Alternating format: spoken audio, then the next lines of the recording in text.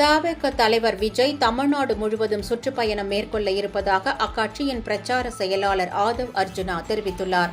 காஞ்சிபுரம் மாவட்டம் ஸ்ரீபெரும்புதூரை அடுத்த குன்னம் பகுதியில் இயங்கி வரும் ஜேபிஆர் தகவல் தொழில்நுட்ப கல்லூரி வளாகத்தில் கல்வி மற்றும் விளையாட்டில் சாதனை படைத்தவர்களுக்கு விஜய் விருதுகள் வழங்கும் விழா நடைபெற்றது.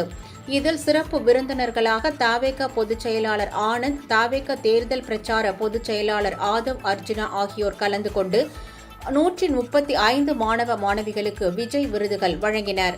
பின்னர் மாணவர்களுடன் கலந்துரையாடிய ஆதவ் அர்ஜுனா, தவேக தலைவர் விஜய் இன்னும் 1 மாத காலத்தில் தமிழகம் முழுவதும் சுற்றுப்பயணம் மேற்கொள்ள இருப்பதாக தெரிவித்தார். தேர்தலில் வெற்றி பெற்ற பிறகு சர்க்கார் பட பாணியில் விஜய் இருப்பாரா என்று மாணவர் ஒருவர் கேட்ட கேள்விக்கு 300 கோடி ரூபாய் ஊதியத்தை விட்டுவிட்டு மாற்றத்திற்காக அரசியலுக்கு வந்துள்ள விஜய் அதைவிட பெருசாக வருவார் என ஆதவ் அர்ஜுனா பதில் அளித்தார். இந்நிகழ்வில் ஜேபிஆர் தகவல் தொழில்நுட்ப கல்லூரியின் தலைவர் மரிய வில்சன் உள்ளிட்ட கல்லூரி நிர்வாகிகள் மற்றும் மாணவ மாணவிகள் கலந்து கொண்டனர்.